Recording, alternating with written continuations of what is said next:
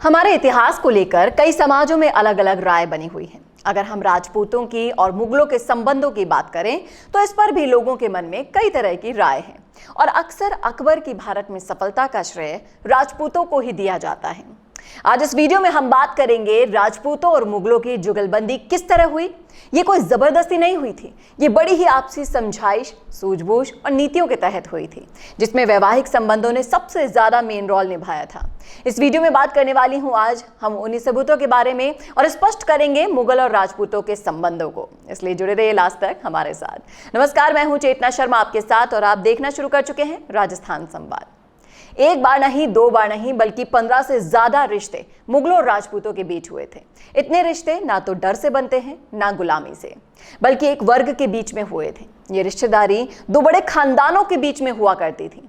राजा का राजा के साथ रिश्ता हुआ करता था। ये ना तो धर्म मानता है ना जाति, ये राजघराने मानते हैं। जी हाँ, अपनी ही जाति और धर्म के व्यक्ति को ये जमीन पर बैठने को मजबूर कर देते थे। रिश्ता हैसियत का होता था। आज भी वो रिश्ता कायम है। मेवाड़ के राजपूत राजा के पास आम राजपूत आज भी मिलने जाते हैं तो सत्कार नहीं पा सकते, लेकिन राजघरानों के लिए और झूठी जातिगत शान के लिए लोग जान देने को तैयार हो जाते हैं।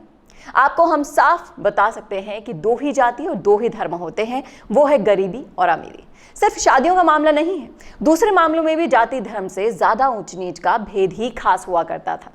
लेकिन आगे बढ़ने से पहले इस वीडियो में मैं आपको शादियों के वो सारे एग्जाम्पल दिखाना चाहती हूं जो ये साबित करते हैं मुगल और राजपूतों के रिश्ते कोई जबरदस्ती नहीं बनाए गए थे। जी हाँ, तो आप शुरू करते हैं। आप देखिए, जनवरी 1562 में राजा भारमल की बेटी से अकबर की शादी हुई थी। 15 नवंबर 1570 को राय कल्याण सिंह की भतीजी से अकबर की शादी। 1570 में मालदेव की बेटी रुक्मावती का अकबर से विवाह और 1573 में नगरकोट के राजा जयचंद की बेटी से अकबर की शादी हुई थी और मार्च 1577 में डूंगरपुर के रावल की बेटी से अकबर का विवाह हुआ था। तो आप देखिए, ये हैं वो सबूत शादियों के। अभी और बचे हैं। 1581 में केशव दास की बेटी की अकबर से शादी हुई। 16 फरवरी 1584 को भगवंत दास की बेटी से राजकुमार सलीम की शादी हुई। 1587 में जोधपुर के मोटा राजा की बेटी से जहांगीर का विवाह हुआ। 2 अक्टूबर 1595 को रायमल की बेटी से अकबर के बेटे दानियल का विवाह हुआ और 28 मई 1608 को राजा जगत सिंह की बेटी से जहांगीर की शादी हुई। इसके अलावा आप देख सकते हैं 1 फरवरी 1609 को रामचंद्र बुंदेला की बेटी से जहांगीर का विवाह हुआ। अप्रैल 1624 में राजा गज सिंह की बहन से जहांगीर के बेटे राजकुमार परवेज की शादी हुई। 1654 में राजा अमर सिंह की बेटी से दारा शिकोह के बेटे सुलेमान की शादी हुई। 17 नवंबर 1661 की बात करें तो किशनगढ़ के राजा रूप सिंह राठौड़ की बेटी से औरंगजेब के बेटे मोहम्मद मुअज्जम की शादी हुई। तो ये है वो सारे सबूत। 5 जुलाई 1678 को राजा जय सिंह के बेटे की कीरत सिंह की बेटी से औरंगजेब के बेटे मोहम्मद आजम की शादी हुई।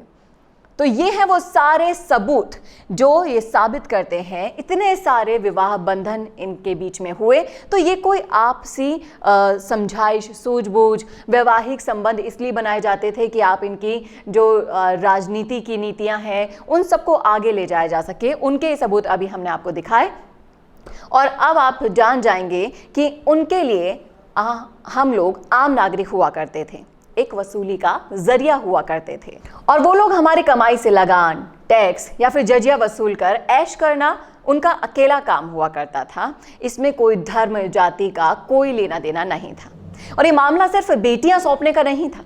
बाकायदा मुगलों के दरबार में हिंदू राजपूत अहम ओहदे पर हुआ करते थे। वो राजकाज में जुल्मों सितम से लेकर हंटर बरसाने तक के सारे काम करते थे और बिना हिंदू मुसलमान का भेद किए खाल उधेड़ कर वसूला करते थे कर। 1587 में जहांगीर और मोटा राजा की बेटी जगत गोसाई की शादी हुई थी, जिससे 5 जनवरी 1592 को लाहौर में शाहजहां पैदा हुआ। अकबर ने जन्म के 6ठे दिन खुशी में उसका नाम खुर्रम रख दिया। जहांगीर की पत्नी नूरजहां का भी काफी जिक्र होता है, पर शेर के हमले से उन्हें असल में उनकी राजपूत बीवी जगत गोसाई ने ही बचाया था, ये सोचने वाली बात है। तुजो के जहांगीरी के मुताबिक उन्होंने पिस्तौल भरकर शेर पर चलाई थी, जिसके बाद जहांगीर की जान बची थी। नूरजहां ने इसके बाद खुद शिकार करना सीखा था। यानी शाहजहां के बेटे औरंगजेब की दादी एक राजपूत थी। गौरतलब है कि मुगलों और राजपूतों के बीच शादियां औरंगजेब के समय भी जारी थीं। खुद औरंगजेब की 2 पत्नियां हिंदू थीं और उनसे पैदा हुए बच्चे कई बार बाकायदा उत्तराधिकारी की जंग में भी जीते थे। आप ये देख सकते हैं कि अकबर ने अपनी हिंदू पत्नियों के कहने पर बीफ, लहसुन, प्याज खाना छोड़ दिया था। और 1604 की बात करें तो हमीदा बानो बेगम की मौत के बाद अकबर ने सिर मुंडवाया था, क्योंकि ये हिंदू रानी की इच्छा थी। तो आप देख सकते हैं इनके आपसी रिश्तों में समझ इतनी ज्यादा अच्छे तरीके से थी कि ये लोग एक दूसरे के धर्म की इज्जत किया करते थे और इस तरह से एक दूसरे का रिश्ता मजबूत करने के लिए इस तरह से कदम भी उठाया करते थे कि अकबर मुसलमान होने के बावजूद हिंदू रीति रिवाजों के लिए सिर मुंडवाने को तैयार हो गया था। 1627 में आप देखिए शाहजहां की राठौड़ पत्नी जोधपुर में 8 दिन सिर्फ इसलिए रुकी क्योंकि वो अपने पति शाहजहां के लिए जरूरी समर्थन जुटा सके। 1605 में जहांगीर ने अपनी हिंदू पत्नी की मौत के गम में 4 दिन खाना नहीं खाया था। तो आप देख सकते हैं किस तरह से आपसी रिश्तों को इन्होंने मजबूत किया था और मुगलों और राजपूतों में कभी धार्मिक भेद नहीं रहा। इसके बारे में भी हम बात करेंगे। इतिहासकारों का कहना है कि मुगल ताकत को खड़ा करने वाले विदेशी मूल के नहीं बल्कि पूरी तरह से भारतीय और अपनी बहादुरी के लिए मशहूर राजपूत, जाट और पठान थे। मुगल सेना में पैदल, घुड़सवारी, तोपखाना तीनों में कुल 80% से ज्यादा राजपूत, जाट और पठान हुआ करते थे।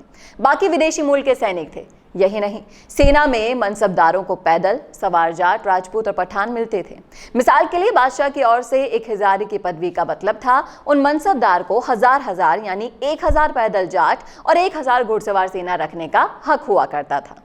चौंकाने वाली बात तो यह है कि औरंगजेब के समय न सिर्फ राजपूत मनसबदार बल्कि मराठा मनसबदारों की संख्या दूसरे मुगल बादशाहों के मुकाबले कई ज्यादा थी।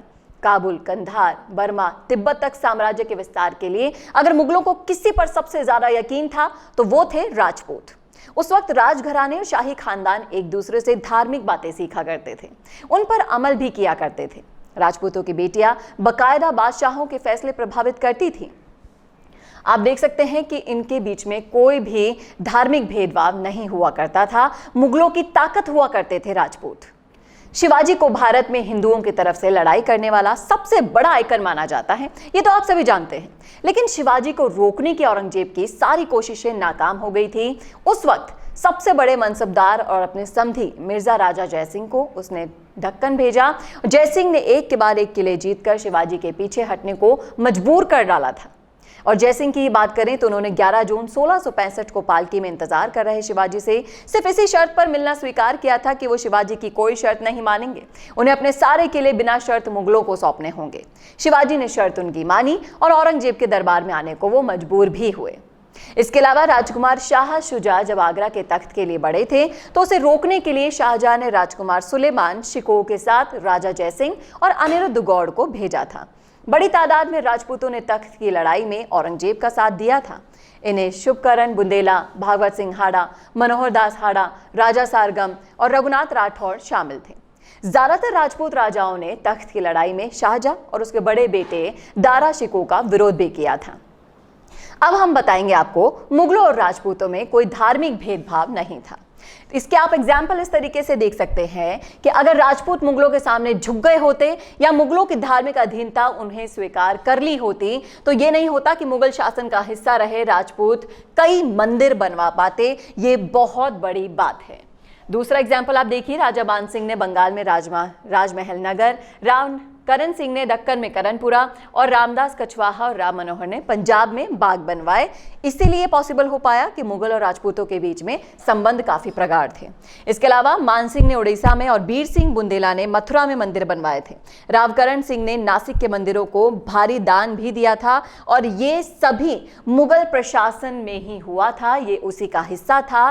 तो इन सब सबूतों से प्रूफ होता है कि मुगल और राजपूतों में संबंध जो थे बेहद प्रगाढ़ थे, इनमें कोई भेदभाव नहीं था। और ये थे वो सारे सबूत जिसमें आप साफ साफ देख सकते हैं, सुन सकते हैं राजपूत और मुगलों का आपसी रिश्ता बेहद गहरा था।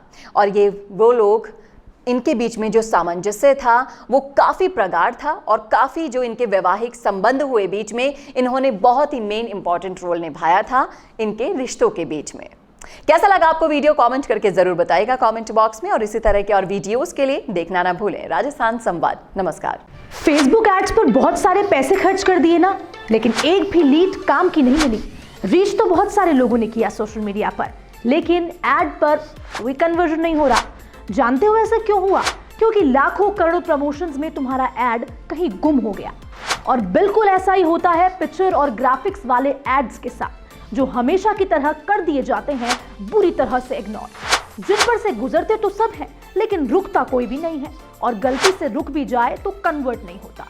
तो अपने एड्स प्रोफेशनल वीडियोस के जरिए चलाओ, जिससे लीड्स नहीं सीधा कन्वर्जन आएगा, और सोशल मीडिया एड्स का रिजल्ट गारंटी के साथ आपके चेहरे की मुस्कान बढ़ाएगा।